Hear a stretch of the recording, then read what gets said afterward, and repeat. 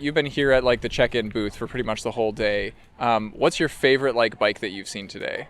Oh, that's a great question. Somebody was on I believe a Turn GSD, so that's a electric assist cargo bike, and they had 3 children on the back of it, and I think like 4 different Striders or other children's bicycles strapped to it, and it was amazing. Nice. So at some point in the ride, they were like, unload everybody, pedal yourselves for a while, and then we're going to load back up and whatever. Yeah, I think that's right. Welcome to the Streets.mn podcast, the show where we highlight how transportation and land use can make our communities better places. Coming to you from beautiful Seward, Minneapolis, Minnesota, I am your host, Ian R. Buck. The Bicycle Alliance of Minnesota is one of my favorite advocacy organizations, and we've heard a lot on the show about the work that they do at the state capitol. But they're not just a bunch of policy nerds. They also host several fun, organized rides throughout the state. I've been enjoying using these rides as excuses to visit communities that I've never biked in before. 2024 is a particularly exciting year since they are spinning up 2 brand new rides. The Med City Meander took place in Rochester on May 25th, and the Twin Cities Bicycle Tour will be happening on September 15th. I had never visited Rochester before this year, so I was very excited to pack up some microphones, fold up the Brompton, and book a ride on one of the airport shuttles that Aaron Isaacs highlighted in a recent Streets.mn article. Stina and I were staying with a host we found on warm showers. Check out our episode from last October about warm showers. And this host delighted us by asking us if we would like to borrow a tandem bike for the ride. What a fun way to explore a new town and try out a new type of biking all at once. We had a wonderful time on the, I think it was 27-mile route. Then we went to the after party and chatted with some of the fellow riders. So first here are Emily and Luke Doskey. Do you guys, are you kind of more like recreational cyclists? Are you utilitarian cyclists, commuters, whatever? I would say both. I think recreation definitely, but then we also actually bike to and from work on a daily basis, actually. Nice. Same, yeah. Okay. Where do you guys work? What do you do? I am a clinical nurse specialist at the Mayo Clinic. I do research at the Mayo Clinic. Okay, so you guys get to commute together, huh? Yeah, it's very nice, and it's nice to have a partner in crime. Obviously, like we've done a lot of work with We Bike Rochester, trying to make like cycling a better experience here and increase the number of people who are able to do it. What are the issues that you feel are facing like commuters here in Rochester? I would say we have a great trail system here in Rochester, and it's a way for people from far-flung areas in the metropolis to get downtown. But we have some pinch points when we try to enter into the downtown and mingle with cars and other means of transportation. I was just talking to another lady in the community, and she was saying that one of the reasons that she doesn't bike to her workplace is because she doesn't feel comfortable with the heavy traffic. So I think advocating for the voices that are not as well heard is important. I like that you use the phrase far-flung parts of this metro area. From what I've seen, it seems like the metro area is about a 35-minute ride across, from end to end. What are some of the farther out destinations that you try to get to that you're like, it's kind of far? We live about a mile from downtown, but a lot of our places we go to can be like the 42nd Street area, so that's like every 10 streets is a mile essentially, so about 3 miles out, and sometimes those are a little bit hairy to get into, but we actually know several people from work that commute from that area all the way downtown, so there's a lot of long distance commutes here in Rochester as well by bicycle. We made like a 2-mile pack, so if it's within 2 miles and the weather is safe, especially, I think the biggest weather that stops us is ice. It's really hard to bike in ice. But otherwise, trying to bike or walk within a 2-mile radius of our house. So that for us includes our work, our groceries, our faith, our restaurants, like local restaurants that we like to support. Recreation. Right, yeah. So today was in Meander. It's the first one ever. Have you done other cycling events in Rochester? And how do you think it went? And what would you do differently for next year? Personally, I haven't done a cycle event in Rochester.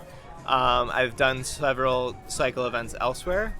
What was very different about this was that it was clearly all ages and all abilities, and it was really nice to highlight some of the infrastructure that we do have and how to get around. I hope that it will go on for several years to come, and I think it was largely a success. Yeah, I would agree. It was a really nice turnout and really well organized by We Bike Rochester and collaboration with BikeMN. And it was a nice way to highlight all the different bike trails and the abilities. And we had some friends that came out with young families, and they were able to do the shorter rides and made it more accessible for them as well. So. One thing that I liked was that even, there was the really short kids, loop, but then there, beyond that, there was just one other distance, right? There's the 25 mile, but the 25 mile, kind of went out and back a couple of different times. So, if you're ever feeling tired and you're like, well, we're back in downtown right now, we could just go to the end right now. Yeah, I think that's great. I think that, everybody has different abilities and different comfort zones, and I think that having something that can be adjusted based on your ability is huge, and I think it highlights, the positive things about cycling, and I hope for as long as I can I'll be cycling two things. It's just a great way to see the world. Can you tell us about the bike or bikes that you were riding today? So I was riding my Surly long haul trucker. So yeah, very classic. Gets me through a lot of things, and it's like my everyday too as well. So yeah, I was riding my Bianchi Imola road bike. I've got it many years ago used, and it's been an amazing bike. And the best bike you have is the one that you care for, and the one that you upkeep. So. Yeah, I was also really surprised at how, just the variety of bikes that we saw. Seeing other tandemers, we borrowed our friend's tandem. Seeing people with electric bikes, trikes, the recumbent style, kids in trailers, kids on the tag-along one, a couple of dogs in baskets. It was great. Dog in a backpack? Yeah. That was a first. I had never seen that. And the dog looked really happy in his sunglasses. So. Yeah. We passed by this group of cyclers they had some young children with them, and they were all on road bikes, and they were kind of practicing how you would on a race. And they were going at a pace that would be very appropriate for a child, and it was just so amazing to see how patient they were. And just whenever you pass by a young child, you just never know, you're a role model to them. So trying to be encouraging whenever you did pass by a little kid, even a little incline for little legs is so hard. So yeah. What was your favorite part of the ride today? Whether that was a specific trail that you enjoyed, or was there any particular at the rest stops, any of the events that were going on?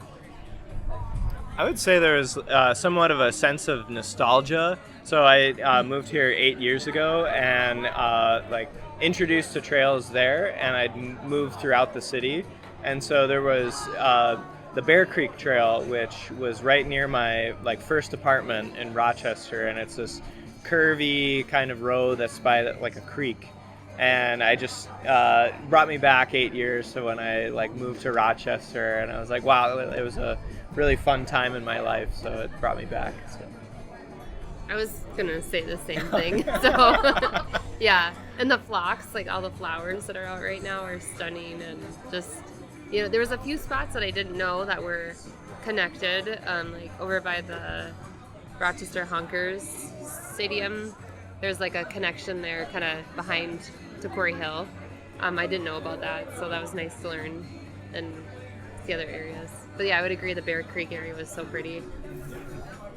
Yeah, speaking of the flowers being out, there was, I don't remember the name of the street, but it was a fairly busy street, but we had a, separated protected bike lane that also had a bunch of like landscaping and flowers and all the beautification on either side. And I was like, oh, we have a number up in Minneapolis, we have a number of like separated, low stress bike lanes. But I was like, oh, we could make them beautiful too.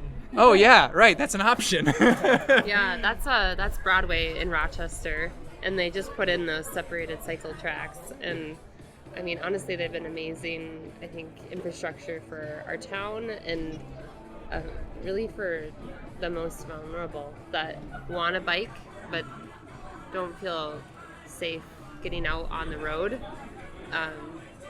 and safest for pedestrians, those in the car, and cyclists, I think. Yeah, I would say that the Rochester does a great job with like keeping spaces really clean, and then also with like the flowers, etc. And like it's great to see like a variety of things in Rochester. I think something that's unique about Rochester is we are like a medical tourism town, so people aren't coming here typically for like, they're coming here for medical reasons, but they're always looking for something to do in the evenings and to kind of get their mind off of stuff. So like the bike trails are an easy one that people can get out, and I mean, you can spend your whole day exploring Rochester via a bike trail, and you can get very well connected, and even connected to other like local, like Pine Island, and other like little towns that are close. Medical tourism is such a fascinating concept, like tourism against your will, kind of, Yeah. Yeah. I mean, as a nurse, you have a lot of patients that ask you what to do in the afternoon, or you have a lot of families that are here supporting their loved ones, and they really need an outlet to help them find something to do while they're here on their journey, and that could be a short-term or that could be a very long-term journey.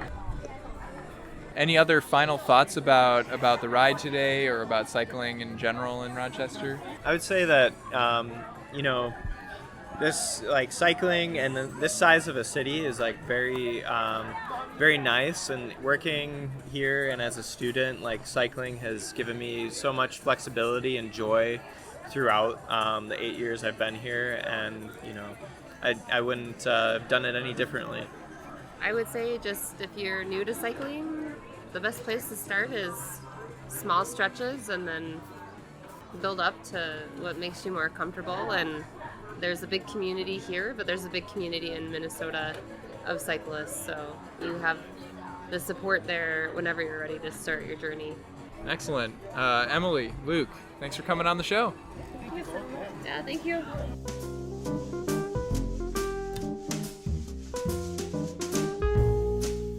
Hi, this is Ali, A-L-I. It's very simple, I think. Allie, I heard that you were a bike marshal today on the Med City Meanders. So can you tell us, like, what does that entail? What was your job today? So my job was to make sure the wayfinders were in the same place, in the perfect place, and also make sure their arrows are showing the right route, because some arrows were missing and also some arrows were not in the right place. So that's why that was my role. And also I was helping other people, for example, helping them out to fix the flat tires, something like that. Yeah, that was my role. So were you riding the route before everybody else to check all the arrows, or were you just like kind of in amongst like the whole group? There were 3 group of us. One of them, that was Eric, and he started at 7 before everyone. I was at 9, actually 4 of us. And another group started at 11, and last one was supers that they started at 1 p.m. So there were 4 of us. I was at 9. I was riding with people, through the people actually, and going faster than them, helping them out find their best route, and also finding the rest stops, something like that. Yeah. Now, when you said helping to make sure that the wayfinding, are you talking about just the signs, or are you talking about the humans who are out there like directing us at a couple of different spots? Both, because we have some dropouts yesterday. Some of the people dropped from being a wayfinder because it's very hard, standing in one place for 2 hours. I can understand it totally. It's very hard thing to do. So some places we didn't have any human to guide people, and some places we didn't have enough arrows. So for example, in the intersection of the First Avenue and East Center Street, there were no sign, and most of the people went through the wrong way. There's all the construction there. Yes, that's the one. So I was helping them out and also fixing the arrows and bringing some arrows from other places to put it in the right place. That was most of my thing doing today. Yeah. So you have to be pretty familiar with the route, which is kind of challenging because this is the first year, so nobody's ever done the route, in its entirety before. Like how much, I don't know, training do you want to call it? Like what kind of preparation work did you guys do for this? It depends. I'm living here for 2 years, and I had a lot of social rides with the V-Bike Rochester. So I learned a lot of most of the trails here. I know most of them. But I think the best skill that everyone can have is to read the map, actually. There was a map, and with the map you could do everything. The best thing was using digital map. I was using Ride with GPS. The people of the organization committee here, they prepared a very good and accurate GPS map with Ride with GPS, and I was following that. So every time I went wrong, I was one of the people that went wrong through that intersection, and I got notice from the Ride with GPS, you are doing a wrong job. So reading a map, using Ride with GPS or All Trail or Trail Fork, whatever you use, that's the best option that you can do. So you can download every GPS track that you want and follow that. Yeah. We were, I don't remember what the street was, but it was a pretty busy street, and it was like right after we had come across a bridge, and we had to wait at a light to cross, and then we were supposed to take a left turn to go on a protected bike lane, with all of the pretty flowers and everything on either side, and we were queued up at this light with a bunch of other people. Yes. And the group just kind of proceeded on through and kept going straight instead of turning left. And I realized, because I had on my phone right in front of me, I can see after a block that we went too far. And so I told everybody else, and the other people in the group were like, "How do you know that we're not on the route anymore?" And I was like, "It's here." That's the thing everyone should know, because if you have a digital map, specifically Ride with GPS, it's perfect because you can download the map, everyone make it correct, and everyone contributed to that route. So if you have it, you can go through the best route, and you never missed any turn. So living here in Rochester, what is your favorite trail? Where's your favorite place to ride? Definitely Bear actually. Bear Creek is the best one because it's covered with all of the trees. It's very cool, have a lot of turns in it. The other one is Douglas Trail. I really like Douglas Trail. It's very close to the city, and also it's very close to my place. I ride it a lot. Nice. Yeah, I noticed when we were about to turn onto Bear Creek, I was like, I looked to our right and it was like Willow Creek, and then I looked to our left and it's like Bear Creek, and I was like, oh wow, okay, there's a lot of creeks around here. Yes, that's correct. There is a lot of creek there, and that one is one of my favorite ones because it's very like a jungle forest, something like that. A lot of trees is there. You wouldn't have sunshine that burn you. I like that one. Yeah. The funny thing about the route that we did today is it goes into and out of downtown so many times that we, but every time that we do, we're on a different creek. So I kept feeling like, oh, are we doing the same section of trail again? No, wait, this is different. Like, and just kind of, seeing, not being from here, like having to look around and being like, oh, wait, what are the big buildings? What's the industry? Are we still near that one, like, the college campus looking thing, or, whatever. Yeah. Yeah. Bike trails in Rochester is good. Sometimes it gets confusing. I understand it, specifically in downtown, because in downtown the bike trails are not connected to each other, and you should go through the roads and using the separated bike lanes or not separated bike lanes.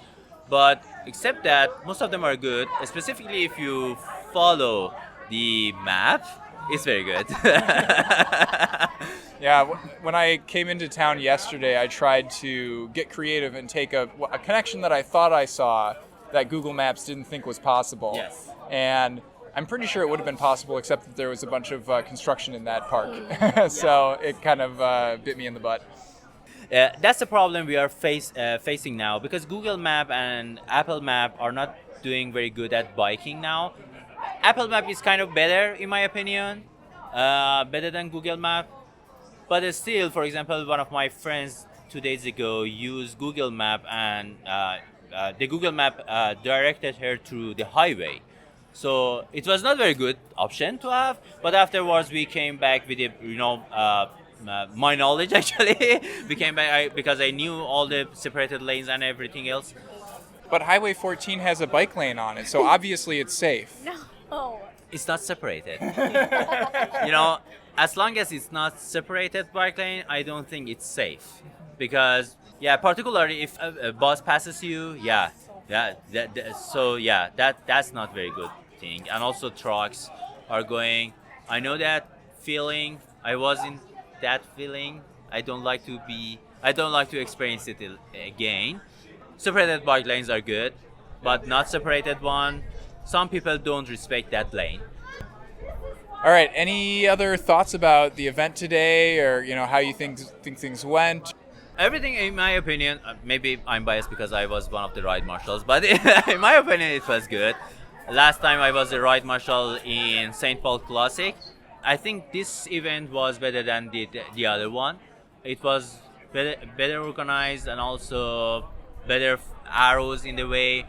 I know we had some problem with the second substation. Most of the people passed that because there were no arrow there. But it was, in general, I think it was very good, and everyone enjoyed it. We got a lot of good feedbacks out of it. Ellie, thanks for coming on the show. Thank you.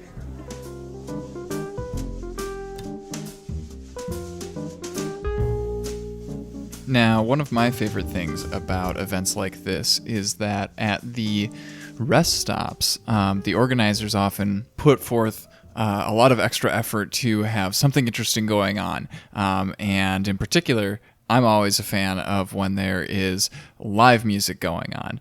So at about the halfway point of the Med City Meander, we were delighted when we rolled up to a rest stop that was like right there in the heart of downtown Rochester, and there was a brass band playing. Loud, boisterous, awesome. Loved it. It sounded a little something like this.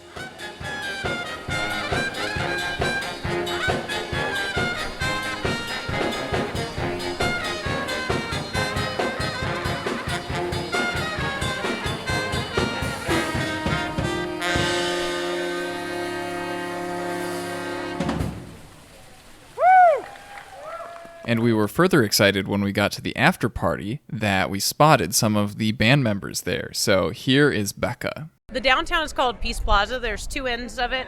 One is closer to the hospital, one is closer to University Square. So we were at the Chateau end by University Square, Peace Plaza in Rochester. Awesome. And I hear that your band doesn't just do events here in Rochester. I hear that you guys like to go to Ragbri. Yes, I'm a cyclist myself, and we love Ragbri. We go down and play with different vendors along the route, as well as just hitting up host towns and stopping and playing at different bars along the way. And we've been doing that for 6 years now. So we've done, I guess there was COVID 1 year, so maybe we've done 5, maybe we've done 6. Time doesn't work anymore. Can you describe the band? Like, what kind of music do you guys play? So we started out as a New Orleans style brass band, and we quickly kind of got away from that because we do a lot more pop covers, and we don't have two drummers. A New Orleans style brass band is like what you would think of marching down the streets of New Orleans.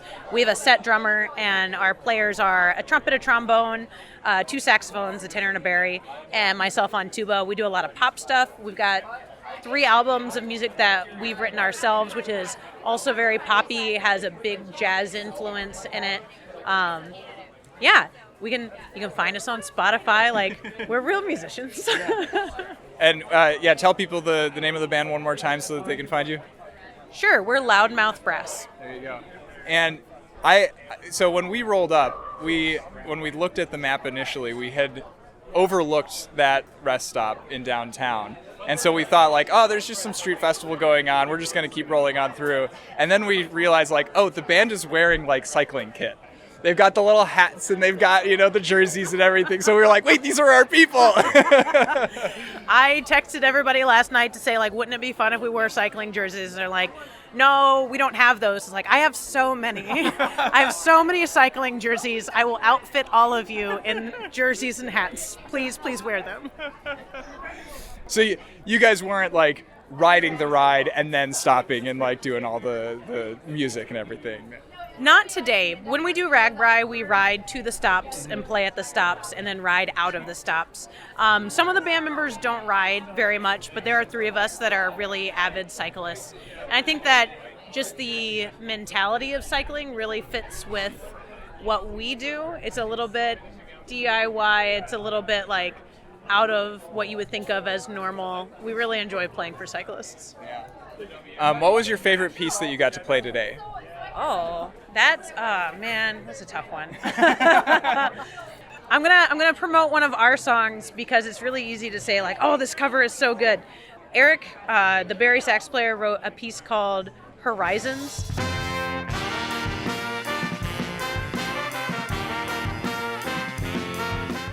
That's just so stinking good. We have a music video that goes along with it. It hits really hard. It's a fun tune that when you hear it, it just makes you happy. So I love playing Horizons. One of the things that I really enjoyed about seeing you guys playing today was the way that you, like, used the space of Peace Plaza, because it's a beautiful, like, there's a fountain on one end, there's like a whole water feature that kind of goes all the way through the space, and you guys were, like, walking around and getting up on the stage and then down off the stage. Does Peace Plaza itself, like, lend itself well to that, or is that something that you guys are always, like, looking for, like, ways to explore spaces when you're playing? Yes and yes. Peace Plaza does lend itself to being able to explore that space because it's a beautiful space. I don't know if you saw the ground has, like, a giant poem on it. They have the water feature there. The marquee is really pretty. It just lends itself to exploring, and I think that I've been in Rochester for 11 years, and they've built that space up to be something worth spending time in. But we also do like interacting with folks. Some of my cycling friends that were on the ride today were just kind of off to the side, and so I would go bug them a little bit. But we like kind of moving around and inviting people into our space. There weren't a lot of people up for dancing because there was quite a bit of riding to do, but that's okay. We usually like move around to get people engaged in what we're doing. Also, like, we're Midwesterners, so, like, how much dancing are people going to be, I mean, I encourage people to go side to side at the very least. Yeah. Little sway. Yeah, no, I mean, any other, like, thoughts about today? Because this is the first annual one. Indeed, yes. Yeah, are you guys planning on coming back next year? If they'll have us, absolutely. I love working with Rochester cyclists, and we actually do really well with playing for events. We play for quite a few runs. We played for a 5K and then the marathon a few weeks ago. And it's nice because you have this audience that keeps moving. What I really like about it is that if you get it right, just like with Ragbri, every 30 minutes you have a new audience and you just have new excitement, which is different and nice, and it's not the same experience as sitting in a bar and ordering a drink. And I love those crowds too, but when you get like a new force of people every 30 minutes, that's where it's at. We have a couple of friends who were way ahead of us on the ride because they, registered and got to the start a long time before we did, and they apparently passed through Peace Plaza before you guys were playing, and then, but they had a bunch of food available, and by the time we got there, like, most of the snacks were gone, but like you guys were there, and so Will was like, wow, we had like a totally different experience, even though we did the same ride, depending on the time of day that you get through. Yeah. That is the cool thing about riding, and what I like about riding is you can go through the same space half an hour apart or an hour apart, and it is totally different, and it just has to do with what elements are there in that space. Yeah. So it's actually kind of cool that your friends didn't hear us, but they can go back and be like, oh, I want to go hear that band. Or you can be like, well, maybe we'll go earlier next year so we can have snackies. Yeah. I mean, I would have been very sad if we had missed the live music. So I think next year, if we know that there's live music and we get to a spot where it hasn't started yet, I'm going to stick around for it. Right. Yeah. And I think, so this is our first year tandeming. We've never used a tandem bicycle That's before. exciting. And all I can think of was like, I'm sitting really upright. I could play an instrument back here on the back. So is that the future of the band? Is cargo bikes for? Oh my gosh. I can ride about 2 blocks with my sousaphone and no wind, because I've done it before. Absolutely no wind. I can absolutely do it. I worry about those two-handed players like saxophone and trombone that I don't know how we'd mount a drum kit. We have played with trailers and played on trailers before, having someone else cycle. We do a lot of bike-related stuff, weirdly. Yeah, I imagine that like string instruments are probably easier to do breath-wise, like you're not, yeah. Yeah, when you don't have to breathe to play, but you have to breathe to live, it makes it a lot easier. You're right. All right, Becca, thanks for coming on the show. Awesome, thanks for having me.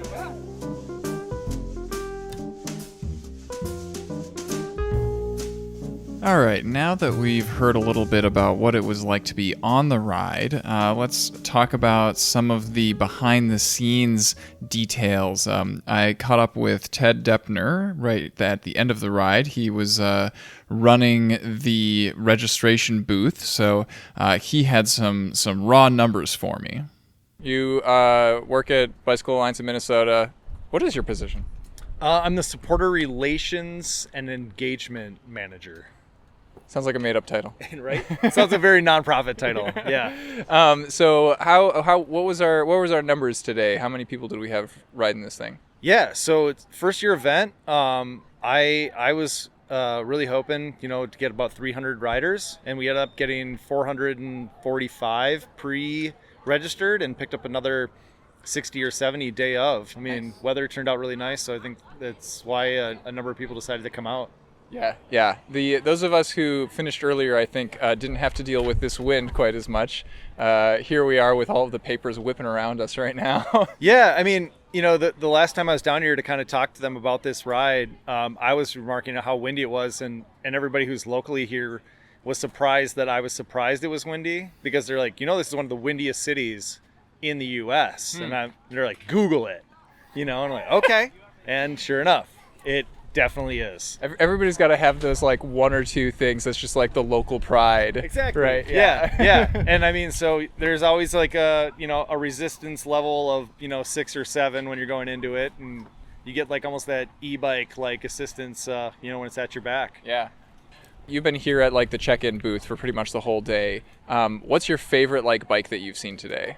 Oh, that's a great question. I mean, I know I'm talking to somebody right now who showed up on a tandem that they've never ridden until today. I thought that was a great story. I wasn't fishing, though. I do have a picture. I can text it to you later, Ian. But somebody was on I believe a Turn GSD, so that's a electric assist cargo bike. And they had 3 children on the back of it, and I think like 4 different Striders or other children's bicycles strapped to it. And it was amazing. Nice. So at some point in the ride, they were like, unload everybody, pedal yourselves for a while, and then we're going to load back up and whatever. Yeah. Yeah, I think that's right. And I mean, and where we are, there's the Cascade Lake, like fun laps is kind of how we designated those. So it's 2.5 miles. So, that's a difficult ride if you're on a Strider. It's a good way to tire you out. So, you pop off the cargo bike, do that lap, and then maybe you jump back on, for the ride after that.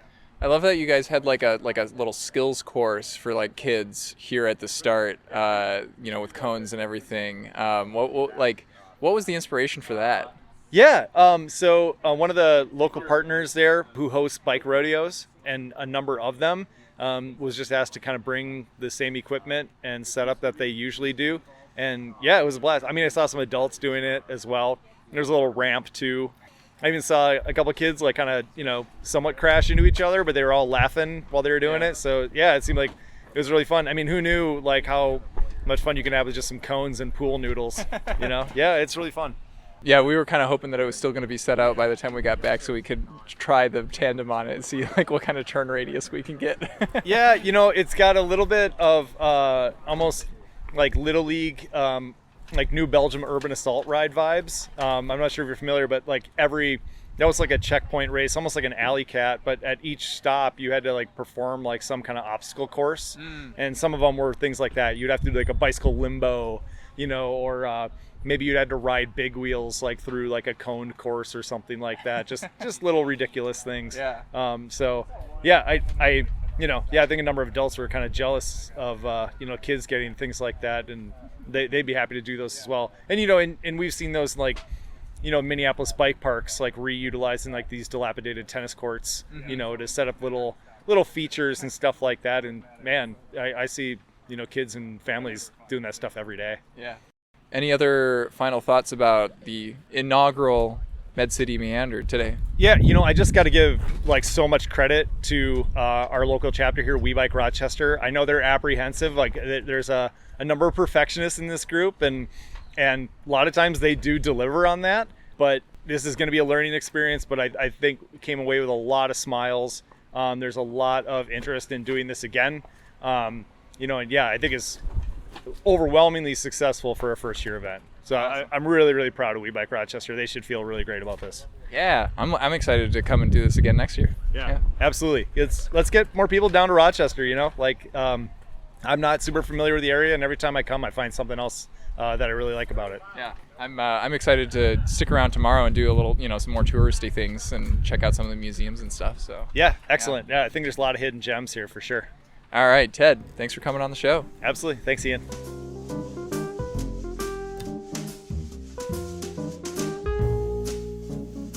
And finally, let's chat with Michael Wojcik, who is the executive director of the Bicycle Alliance of Minnesota, about both the Mid-City Meander, but also how do all of the rest of these rides fit into the vision of the Bicycle Alliance. This was the inaugural event. It's going to be annual. Is that correct? It sure is after this. Yeah. So yeah, let's kind of debrief. What went into the planning of this? How do you think it went? Where are we going from here? Well, I mean, there's a lot to unpack there, but I think when people come out and enjoy these events, they don't always understand how much hard work goes on behind the scenes to make it happen. And in particular, we've got this local chapter of BikeMN called We Bike Rochester here in Rochester. And, my own background, I've been in Rochester now for 25 years, and I've served on the city council here. So I've always had a passion for doing something in the community like this. And everything finally kind of came together so that we could actually put on an event. And the one thing that you can't control is the weather. And you throw in some amazing weather today, tremendous work up front, a lot of teammates doing good work. And we really had an outstanding event that exceeded our somewhat aggressive expectations. So when you say everything kind of came together, I mean, one of the key pieces I imagine is the executive director for BikeMN is now you, Yes. And you live in Rochester. So like, you're much more familiar with the area. You're interested in promoting cycling in the area. How big of a deal was that for making this happen? I think that would have probably been the biggest factor in actually making it happen, but I can't credit myself with doing any of the actual work. I was more of an inspiration, say, hey, can we do this? Pretty pleased with sugar on top, but in my time in the city council, I served 12 years on the Rochester City Council. I was pretty passionate about not only building out a system of trails and lanes here, but making sure they connected well with each other. And the park that we headquartered this event at, Cascade Lake Park, is also a project that I worked on greatly. So I was able to take some of the projects that I was passionate about for many, many years and build the event around that. And maybe the most rewarding thing is the people who have never thought about going to Rochester to ride a bicycle for fun before, just being blown away with how amazing the system of trails are down here. Yeah, very pleasant surprise. I try not to judge communities before I spend some time in them, right? But yeah, I mean, you don't hear about the bike trails in Rochester very often. I did notice as soon as I got into town and I was trying to have Google Maps route me to different places, I was like, there are no straight lines in this town, are there? What people forget is that Rochester is relatively a new town, from the standpoint that we weren't that big of a town 50 years ago, and it's really been with the growth of the clinic that we've gotten a lot bigger. And our growth happens to coincide with lots of cul-de-sac, suburban-style development, which is just terrible for getting around, biking, walking, or transit. Right. So we've always had those as challenges, but we have a great backbone of our system with the rivers that run through our community.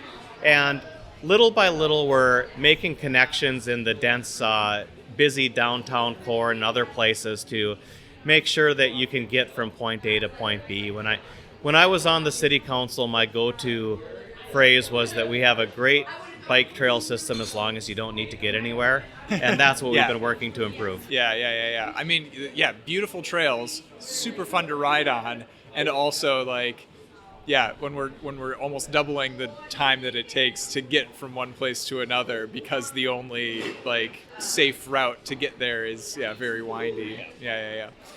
In the kind of big picture, thinking about all of the different rides that BikeMN hosts throughout the state, right? We have the Rock and Roll the Lakes down in Albert Lee. We've got the Tour of Saints up in St. Joseph. What role do those events play in the advocacy objectives of BikeMN? What is it just fundraising, or what's the purpose? Well, and I think you hit on a question that internally we're trying to figure out a little bit on our own as well. And I think a successful event is going to check a number of boxes. First and foremost, let's be perfectly clear, these are important for fundraising. We are a nonprofit organization. We do raise funds through these activities. But there's also a great amount of community building that goes on around these as well. And that means strengthening our local chapters that help put these on. As a nonprofit, when you rely on a lot of volunteers, you always have to inspire people to become involved. And these events can certainly help with that, especially as we go into new places that haven't had these events before. And I think there's a big advocacy piece as well. Most people know BikeMN through our statewide advocacy, and we've been incredibly successful with that. But one of the things that I'd like to focus on as executive director is really empowering local communities to also take local advocacy into account, because that's where a lot of important change takes places. And we highlighted some great routes here, but we can also point to some places that what if we closed this connection and made this a little bit better. And I think that's important for our local communities to do their advocacy as well, and I think we can help them with that. Right, yeah. Are all of the rides associated with a local chapter? I think Tour of Saints, I can't think of one. No, Tour of Saints is not affiliated with a local chapter. Pretty much everything that we are involved in is affiliated with a local chapter. And there may come a time, too, where some of the communities around the Tour of Saints, one of the things that makes BikeMN special is that we are truly a statewide organization, not only in name, but we actually have active people and we serve all 87 counties. And an event like what we haven't done in the past with the Tour of Saints is tried to build some local advocacy through that. But I do think that's an opportunity in that region in the future. Yeah, because I think some of the rides were homegrown within BikeMN, right? But I think Tour of Saints was kind of inherited from... Yeah, that's... Currently, that's our only ride that we don't own ourselves. Okay. And but we have a fantastic partner with that event, and a kind of person that you can't help but like to work with. Mm-hmm. And Michael Doyle is his name, and he's been doing a nice job. And that ride typically gets about 1,000 people a year, so it's very worthwhile. It gets a lot of people out in a part of the state that we're not otherwise too active in. Yeah. And I guess that's a good kind of perspective, to think about here with the inaugural Med City Meander. We broke 500. I heard from Ted on ridership. What's the ridership usually for all the other events that we do? And we're going through a transition phase in a lot of these events as well, but we feel that our mature events should always be into the 4 figures kind of paid riders. And even here in Rochester, we set a very aggressive goal of 500 riders for the first Meander. We ended up exceeding that goal by a fair amount, but that's not counting all of the free family activities that we set up at the same time as well. And we had hundreds of kids and families just coming out to do laps around Cascade Lake, doing arc, riding a Strider obstacle course. And that's how you make this a more sustaining event. It's something that families look forward to every year, and that's important to us as well. Yeah. You also have the Twin Cities Bike Tour. Yeah. This is the first year of that one. Let's plug that a little bit. More than anything else that's new since I've been at the Bicycle Alliance of Minnesota, I am really excited for this event. Minneapolis hasn't had a signature bike ride for a number of years, and this, as far as we can tell, this is going to be the first ever organized bike ride that takes in both the Minneapolis and St. Paul Grand Rounds. And that's just a fantastic opportunity to do it in a way that's supported. The total route's about 46 miles if you do the long route. Yeah. And I was looking at it and I was like, wow, this is like significant, It's incredible. And you know what? You don't necessarily, I think people even that live in the Twin Cities don't realize how amazing of an asset this is because they don't always put it together for transportation and recreation purposes. But we're talking about 2 of the best park systems in the country and the absolute highlights of it and all of these businesses along the way that are supporting it. This is going to be a really incredible event, and this is going to be the first annual Twin Cities Bike Tour, and it's an opportunity for people to be there from the start. And one other thing that I would say from other events that we've done in the past is one of my goals as executive director of the Bicycle Alliance of Minnesota is that when we do events in communities, it should look like the community that we're in. And that means in places like Minneapolis and St. Paul, where half of the youth population are children of color, that should be representative in our rides. So we're working with Minneapolis and St. Paul and trying to figure out how we can work with the schools and other organizations to have a number of low-cost, low barrier to entry, free type activities that just get people out enjoying the amenities that are part of their community. And doing that as part of the Twin Cities Absolutely. Bike Tour. Okay. We're always going to have that donor class ride where we're putting on a 46-mile ride, but that doesn't mean we can't do other activities with it as well that really encourages people to come out for their first time and maybe they get involved and become more active in these other ones in the future. Nice, yeah. BikeMN was involved in putting on, it's like really running the St. Paul Classic for many years. Why are we transitioning from St. Paul Classic to the Twin Cities Bike Tour?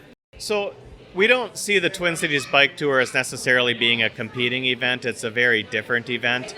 And it is the same time of year. It is the same time of year. It's hard to beat the fall in the Twin Cities, so we always have that. But the reality is BikeMN has never owned the St. Paul Classic. It's owned by an individual party. And some of the things that we were trying to accomplish with with our rides, like the inclusion factor, were sometimes pushed back upon. So by having our own event now, we are going to be able to do more to make it an inclusive event. And I think the other part that's pretty key with this is that ultimately we didn't own the St. Paul Classic, and we did make an offer to continue to operate the St. Paul Classic, but ultimately the owner of that event opted to not renew that contract with us. So it wasn't necessarily even us walking away. This is the situation that we inherited, and we're going to make the best of it and do something that's really great for the cities of Minneapolis and St. Paul and surrounding areas. Yeah, looking forward to it. I am too. One thing that, as a car-free cyclist, right, that I always think about is how am I going to get there with my bike, right? For some of the events, it's easier than others, right? Like one of the reasons that I did the Tour of Saints last year was because you can get up there on the North Star, right, with a full-size bicycle. Now I own a Brompton, and so I was able to come down here to Rochester with a folding bike, loaded up on the Groom shuttle, right? What are some solutions or ways that we can encourage people to be able to come to these events in different parts of the state, who might not have their own motorized transportation? And this is one of the things I absolutely love about reading StreetsMN and other sources as well, is that the reality is if we're a statewide organization, that means we're doing events in Thief River Falls, Minnesota. Right. And good luck getting there by public transportation. Right. And I think that's something that we have to acknowledge as a state, is that depending on your geography and where you live, there are greater challenges. And as an organization, we believe we start at the local level because every community has some core that they can build upon. But getting between places can be very difficult. And here where we're sitting in Rochester right now is a unique challenge in that there are a lot of places that the rail lines back in the day ran, and you can go back and put a train in, like the Right. Northern Lights Express to Duluth. Right. There are no train lines between Minneapolis and Rochester, and there's not a good mass transit system between there.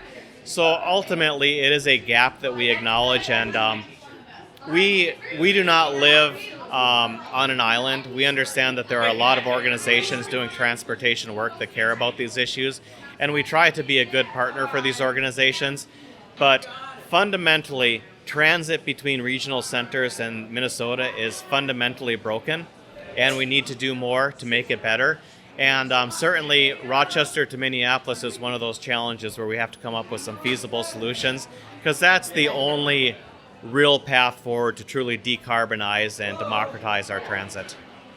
In the meantime, do you think, as the organization of the event, is there a way to pair up people, who might be coming from different parts of the state, with other carpool buddies and... Yeah. I actually think that's a fantastic question, because I had that conversation with somebody here.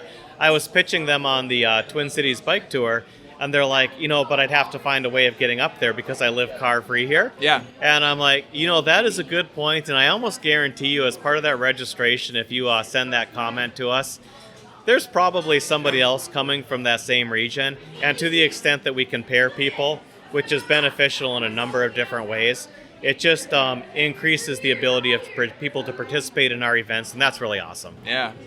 That's everything that I can think of asking about the bicycle events. Do you have any other final thoughts that you wanted to touch on?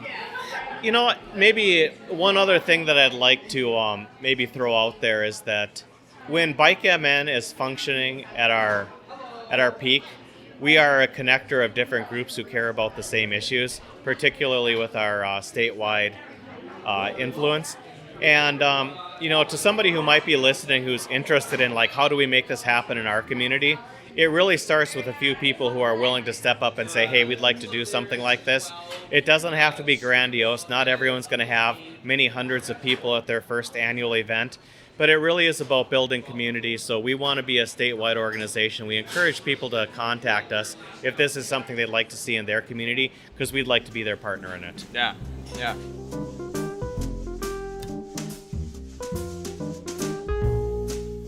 All right, let's wrap up this episode with some information about each of the 6 big group rides that Bicycle Alliance of Minnesota hosts throughout the year.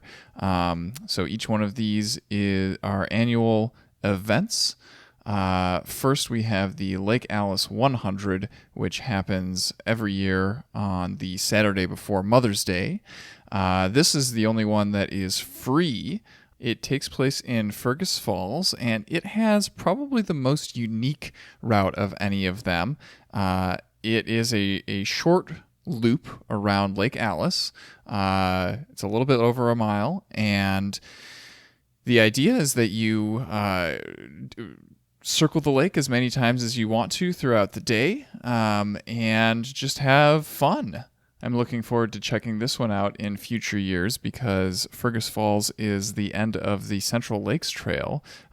So I've been meaning to check out that route for a long time, and getting to go to a big group ride as well sounds like a lot of fun.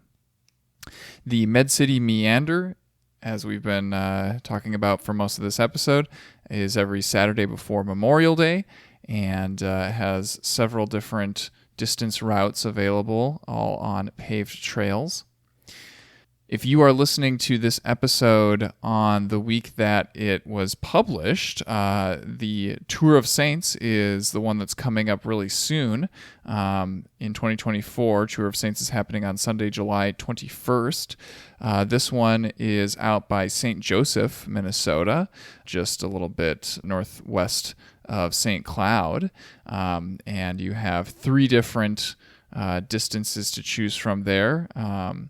An 18-mile, a 35-mile, and a 50-mile route. And the nice thing about the 35 and the 50-mile ones is that you don't have to choose which one you are doing until close to the end of the 35-mile route. So if you get to that point and you're feeling like you're about done, you can turn and go towards the end and you get the 35-mile route. Otherwise, if you are feeling like you still want to keep going, you can do the 50-mile route. Rock and Roll the Lakes is in Albert Lea. This year, it's going to be on August 10th, named because they are the hometown of rock and roll icon Eddie Cochran. They have 10, 30, and 50-mile routes for this one. The Twin Cities Bicycle Tour is going to be on Sunday, September 15th, 2024.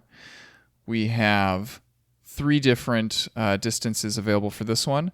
A 6.6 mile route, family-friendly route for $10, $30 for the 20-mile route, and $46 for the 46-mile route.